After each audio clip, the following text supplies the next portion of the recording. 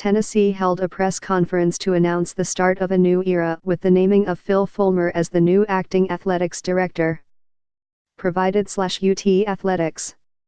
UT Director of Athletics John Currie attends during the UT Board of Trustees fall meeting in Hollingsworth Auditorium in Knoxville, Tennessee on Friday, November 3, 2017.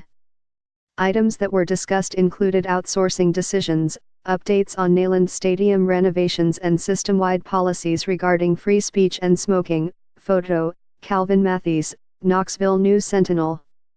When the University of Tennessee announced the hiring of a new head football coach Thursday, a collective sigh of relief could be heard throughout Knoxville. The hire of Alabama defensive coordinator Jeremy Pruitt marks the end of a chaotic 2 weeks, but the turmoil of the coaching search, involving back and forth with several candidates and the suspension of the athletics director, will have lingering effects, including millions of dollars in potential buyout and legal costs.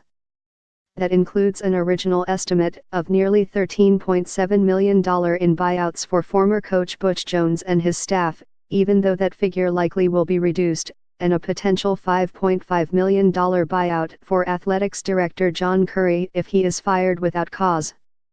University of Tennessee head coach Jeremy Pruitt speaks about who he sees as the Vols' opponents during his introduction ceremony in the Neyland Stadium Peyton Manning locker room Thursday, December 7, 2017.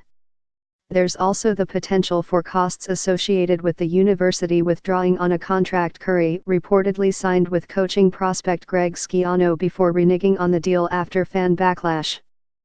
There's a number of potential legal ramifications and settlement costs and buyout costs, said B. David Ridpath, Associate Professor of Sports Business at Ohio University.